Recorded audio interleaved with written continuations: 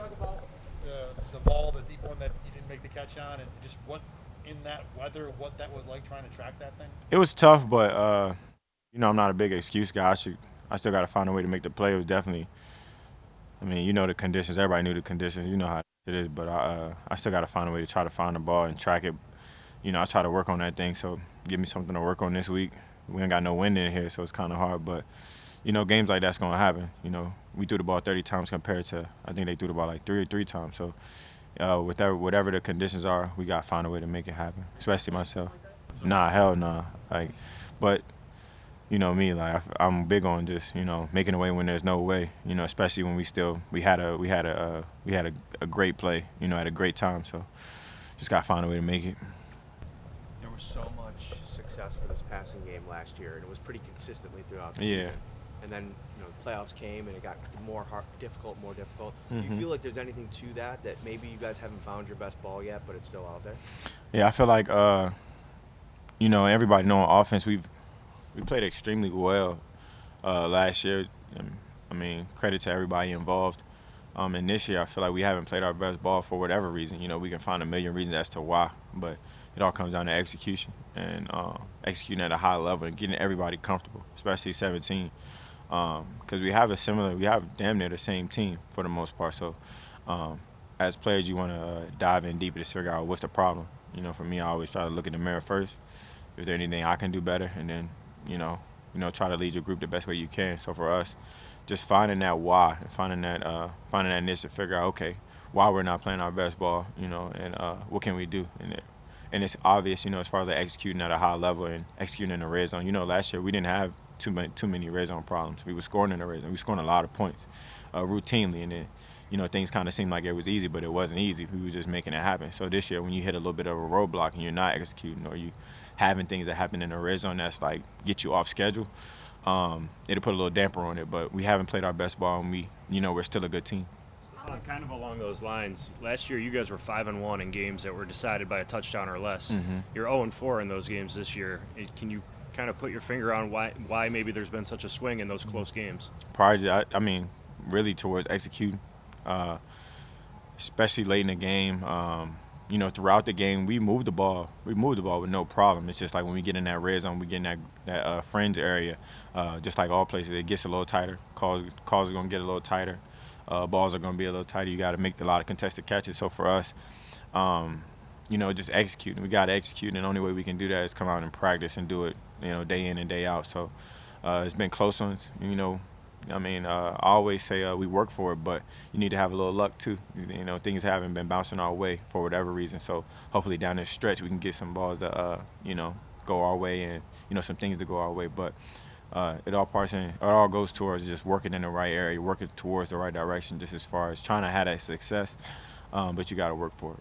How much do you look back to last year when you're trying to problem solve when there has been so much continuity of I personnel? try not to look too much, just because every year is different, and this year is different from last year, just as far as they got a whole season of us to watch. They got 7, 8, 9, whatever games to watch. So you kind of just go off of what they're doing this year to try to put a damper on our offense and kind of working around it.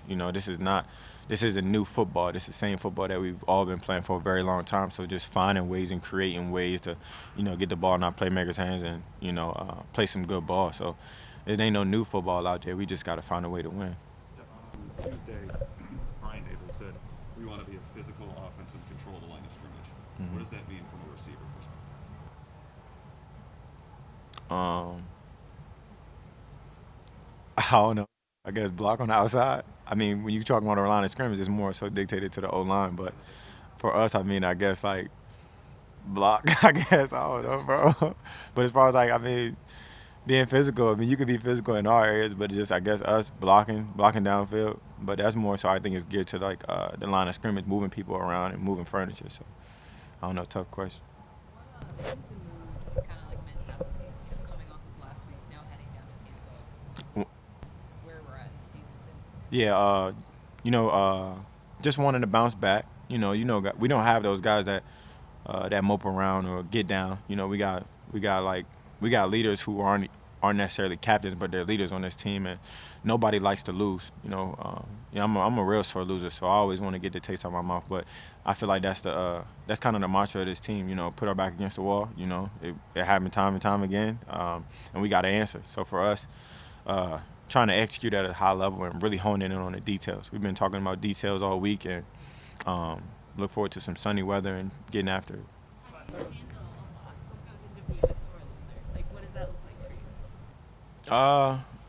It's pretty bad. Probably because it's more so why you lose and how you lose. If I get blown out, then I'm like, all right, shit, we ain't have a chance. But if we lose at the end of the game, I definitely gonna feel a way about it for a couple of days, just because what could I have did better, and what's gonna put us in the best position to win.